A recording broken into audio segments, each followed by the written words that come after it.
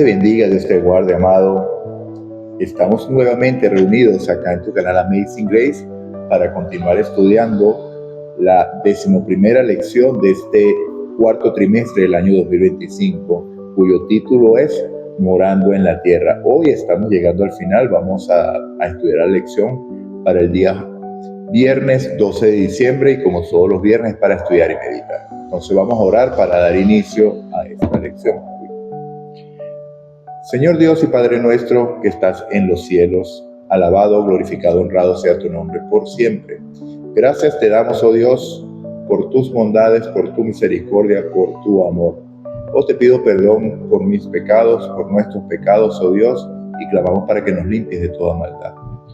Llénanos de ti, Señor, que tu Santo Espíritu nos tome enteramente para que podamos ser direccionados por ti y puedas enseñarnos, y que lo que nos enseñes a través de tu palabra quede grabado en nuestra mente y corazón para llevarlo a la práctica, Señor.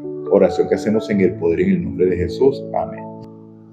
Como es costumbre los viernes, vamos a terminar la lección, cuyo título es para estudiar y meditar, porque es un resumen de la lección hecha en la semana. Generalmente incluye citas de la hermana White, lo cual vamos a leer hoy.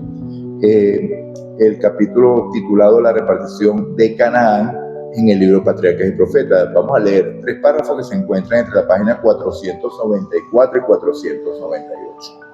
Y dice así: si bien es importante, por un lado, que se evite la indiferencia al tratar con el pecado, es igualmente importante, por otro lado, que se eviten los juicios duros y las sospechas infundadas. Es muy importante tener en cuenta esto porque nosotros normalmente somos dados al juicio, como yo le expliqué. O sea, nosotros somos dados al dedo acusador, somos dados al comentario extra, al colocarle más leña al fuego en vez de echarle agua para que el fuego sea extinguido. Procuramos darle oxígeno para avivar. ¿Okay? Entonces, en este contexto hay un versículo en la Biblia que lo resume muy bien. Cuando nosotros leemos el libro de Gálatas, capítulo 6, versículo 1, dice Pablo: hermanos, si alguno es sorprendido en alguna falta, vosotros, los que sois espirituales, restauradlo con espíritu de mansedumbre, considerándote a ti mismo, no sea que tú también seas tentado. Y el versículo 2 dice: sobrellevar los unos las cargas de los otros y cumplir así la ley de Cristo. Entonces, es dos versículos que sin duda nos llevan a la unidad. Entonces, cuando sucedan cosas a nuestro alrededor, no debemos levantar juicios de valor, y menos aún de manera infundada. La prudencia manifiesta por los hijos de Rubén y sus compañeros es digna de imitación. En tanto que se esforzaban sinceramente por hacer progresar la causa de la verdadera religión, recordemos el verdadero motivo de por qué se levantó el altar. Fueron juzgados erróneamente y censurados con severidad. Fue Finés, hombre de gran celo de Dios, a poner orden en ese asunto. Pero no manifestaron resentimiento, escucharon con toda cortesía y paciencia los cargos que sus hermanos les hacían antes de tratar de defenderse. Y luego les explicaron ampliamente sus móviles y demostraron su inocencia.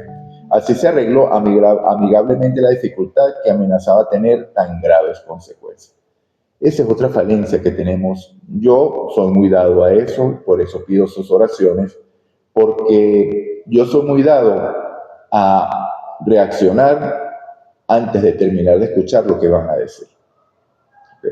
Si hay algo, soy dado a plantear defensa, a plantear un punto antes de que las personas terminen de hablar. Y eso es un error que ahora les confieso yo, que estoy confesando aquí delante de ustedes, que yo, no normalmente, pero sí lo cometo, de que muchas veces estoy en situaciones y respondo antes que dejen de hablar. Por eso que dicen, como dicen el refrán o como dice la enseñanza, de que para eso tenemos 2 oídos y una sola boca, porque es importante escuchar para que poder entender claramente qué es lo que le quieren decir a uno para poder elaborar una respuesta. Hay que conectar muy bien estos con el cerebro para poder accionar la lengua. ¿Okay? Entonces vemos cómo el ejemplo dado por la tribu de Rubén, la tribu de Gad y la media tribu de Manasés es digno de imitar, porque ellos escucharon lo que dijeron y no emitieron comentario hasta que llegó su momento, ¿sí? Aun cuando se los acuse falsamente, los que están en lo justo pueden permitirse tener calma y ser considerados. Dios conoce todo lo que los hombres no entienden o interpretan mal, por supuesto, porque ¿quién es el único que conoce los corazones y las intenciones? Dios. Y con toda confianza podemos entregarle en nuestro caso. Él vindicará la causa de los que depositan su confianza en Él, tan seguramente como sacó a luz la culpa de acá. El único juez es Dios, el único juez justo, el único juez verdadero, que juzga con justa causa.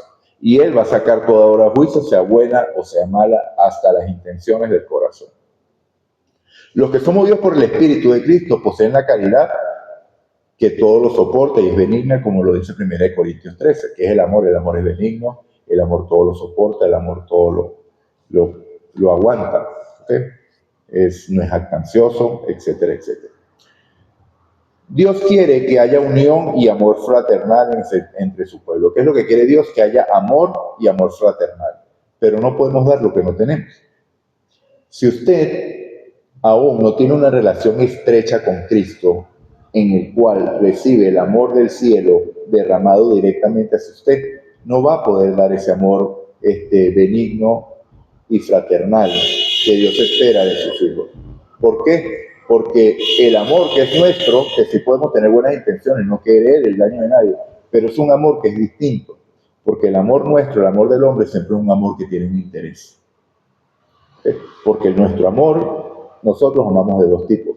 Tenemos un amor filio, que es el amor que tenemos por la familia, que es un amor muy fuerte, que incluso el de una madre por un hijo que es capaz de dar la vida por él. Y el amor eros, que es el que tenemos con nuestras parejas, y también con el filio, y se mezclan los dos con las amistades y todo eso. Pero el amor de Dios es distinto, porque el amor de Dios es amor ágape, y ese es el que permite unidad, y ese, a pesar de las diferencias, a pesar de las condiciones, a pesar de las pruebas, a pesar de todo, porque nada nos puede separar del amor de Cristo, ni lo alto, ni lo profundo, ni lo pasado, ni lo porvenir, ni la luz, la luz no nos va a separar, ni las tinieblas, ni ángeles, ni principados, ni ninguna cosa creada puede separarnos del amor de Dios, que es en Cristo Jesús, Señor nuestro. ¿Okay? Entonces vemos, en la oración que elevó Cristo precisamente antes de su crucifixión, pidió que sus discípulos fueran uno como Él era uno con el Padre, la unidad, para que el mundo creyera que Dios le había enviado. Esta oración conmovedora y admirable llegaba a través de los siglos hasta nosotros hoy, pues sus palabras fueron más no ruego solamente por esto, sino también por los que han de creer por la palabra de ellos. Lo leímos el día de ayer en Juan capítulo 17, versículo 20. Aunque no hemos de sacrificar un solo principio de la verdad, debemos procurar constantemente ese estado de unidad. Entonces, aquí nuevamente cobra relevancia lo que acabamos de leer en Gálatas capítulo 6, versículo 1, y les recuerdo que ayer lo manifestamos, que esa unidad es en base a la palabra de Dios, no en base a ecumenismo, no en base a tradiciones, no en base a ideas de hombre, no en base a relaciones sanadas por medio de la psicología, no en base a nada de eso. La unidad de la iglesia es con el amor de Dios y basado en la palabra de Dios, porque Jesús lo dijo en el mismo capítulo 17 de Juan, 3 versículos antes, aclaró: santifícalos en tu verdad, porque tu palabra es la verdad. Por eso es que ni un solo principio ha de ser sacrificado para mantener esa unidad. Pero si Cristo es la cabeza del grupo de creyentes, del cuerpo de creyentes, que es la iglesia, esa unidad va a venir de manera natural. ¿Por qué? Porque se está recibiendo el amor de Dios. ¿Y cuál es el resultado? Ese amor no se puede contener en la vida, hermanos. Ese amor fluye. Por eso es que Cristo es un río de agua viva. No es estático, no es una laguna, sino que es un río. Fluye, se recibe verticalmente y se extiende horizontalmente. Y es la forma de la cruz, precisamente. Entonces, no se sacrifica. Las preguntas que las hace hoy el autor. ¿Cómo puede ayudarnos la exhortación de Pablo a estimar a los demás como mejores a nosotros mismos? La leímos el día de ayer también, que es el significado de la verdadera humildad. Cuando aprendemos que somos mansos y humildes de corazón como Cristo fue, no vamos a tener a nadie en menor estima que nosotros, sino que lo vamos a tener siempre en mayor estima. Entonces, si alguien viene diciendo algo, vamos a decirle, está bien, tienes razón. Manso y humilde. Así no tenga razón, sino para evitar el conflicto. ¿Por qué? Porque tú no te vas a querer igualar o poner por encima para corregirlo en el momento del conflicto. ¿Ok? Después la situación puede ser aclarada o el mismo Dios lo va a aclarar. El mismo Dios se encargará de aclarar las cosas como lo acabamos de leer. ¿Ok? Entonces,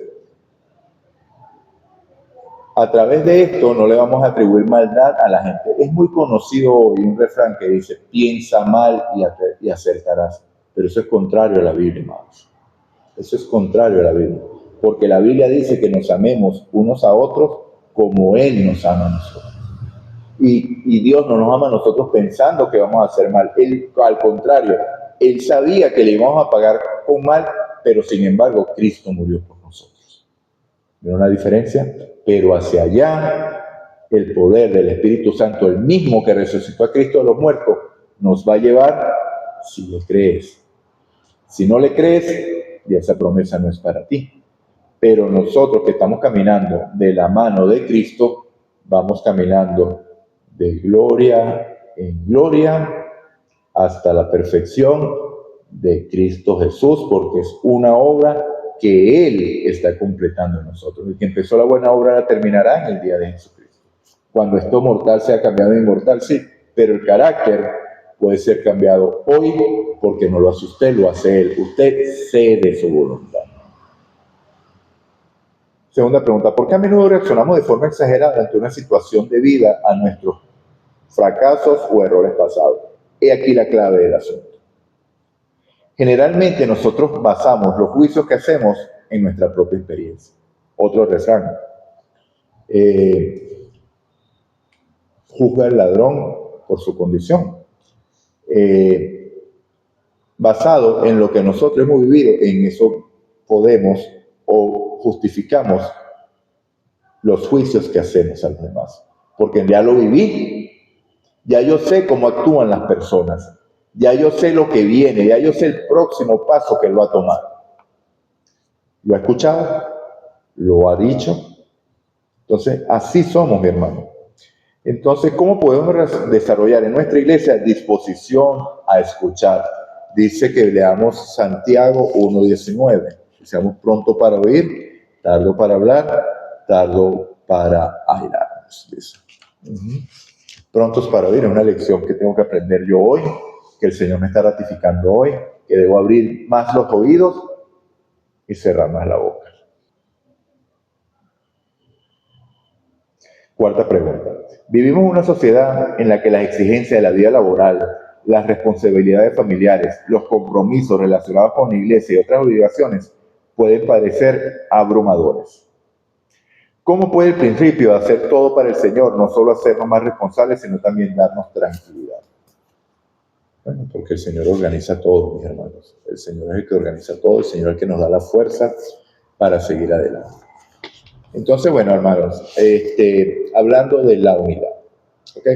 Porque esta lección se basa en el conflicto que se generó por la situación del altar que fue levantado por la tribu de Rubén, la tribu de Gad y la media tribu de Manasés.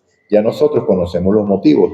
Ellos tuvieron una visión de que los hijos de los que moraban al lado oriental del río iban a rechazar a sus hijos en el futuro diciendo, este es otro país. Nuestras tierras son del Jordán para acá. Ustedes hayan de ver cómo hacen, ustedes no van a participar del culto a nuestro Dios. Y el altar tenía como meta o como objetivo recordarles que formaban parte del mismo pueblo y que el Dios de Rubén, de Gad y de la media tribu de Manasés era el Dios de Israel. Que ellos debían ir a adorar al templo por lo menos 3 veces al año. Mis amados, por tanto, debemos tener en cuenta que la unidad es esencial y no debemos establecer juicios de valor anticipados. No queramos entender las intenciones de los demás. Que hubo un error en el conflicto, hubo un error porque si Rubén, Gad y la media tribu de Manasés hubieran avisado anteriormente lo que estaban pensando, ni se genera el conflicto. Ellos hubieran dicho, tienen razón, como finalmente cuando ellos tuvieron su oportunidad de defenderse, lograron convencer. ¿Qué enseñanza para nosotros hoy de la manera como se resuelven los conflictos y cómo deberían ser en la iglesia? Finalmente, cuando ellos establecieron la defensa, dijeron que Dios nos juzga. Dios se encargará del caso. Dios sabe. ¿Dónde nos recuerda esto algo similar? Después de la crucifixión de Cristo, los fariseos se reunieron nuevamente en el Sanedrín, los fariseos y los saduceos, porque estaba Pedro y Juan y la iglesia naciendo, había mucha gente bautizándose. ¿Sí? Estaban tomando consejos para matar a Pedro y a Juan, porque eso es lo que hace Satanás, es lo que procura hacer de inicio, acabar con los santos. Eso es lo primero, la primera entrada. ¿Okay? Entonces ellos estaban pensando cómo hacerlo. Se levantó un hombre sabio, Gamaliel, maestro de Pablo, que les dijo y les recordó que ya se habían levantado otros y habían levantado sediciones, pero que cuando el líder moría, eso quedaba nada. Puso 3 ejemplos, un tal Judas, no recuerdo los otros 2. Él les da un consejo. Cuidado si nos encontramos luchando contra Dios. Si esto no es de Dios, eso solito se va a acabar. No tenemos que nosotros empeñarnos en eso. Pero si es de Dios, no hay manera de parar. Entonces, Gamaliel sabiamente dejó la decisión en manos del único que puede resolver todos los conflictos, en manos de Dios. ¿Significa eso que no hay que tener disposición para tratar de resolverlos? No. Debemos poner todo de nuestra parte para mantener la unidad, pero la unidad basada únicamente en la palabra de Dios. ¿Ok? Basada en la palabra de Dios y bueno, y con humildad y mansedumbre. Entonces, en base a la unidad, hay una historia que dice que este era un lugar psiquiátrico en el cual habían 100 personas con enfermedades mentales y los que se quedaban de guardia en la noche eran nada más 3 hombres. Entonces llegó un visitante que vio la situación, que vio la gran cantidad de enfermos mentales allí y ve que había nada más 3 guardias y él le llamó la atención, le preguntó a un guardia, ¿y ustedes tan pocos no les da miedo que ellos se unan y los dominen a ustedes y acaben con ustedes? Y la respuesta da risa, pero es cierta. Él dice, no nos preocupa porque los locos nunca se unen. ¿Entendió el mensaje? Cuando nosotros no procuramos la unidad, estamos actuando fuera de nuestros cabales. Porque la unidad es importante, somos un solo pueblo, estoy hablando del contexto de la iglesia, el contexto de la familia, el contexto de los amigos. Dios procura unidad, nos hizo seres sociales para estar unidos, pero unidos de verdad únicamente en Él, porque separados de Él, nada podemos hacer. ¿Eres tú de los que procuran la unidad o procuran la división? Pero hay que tener claro esto.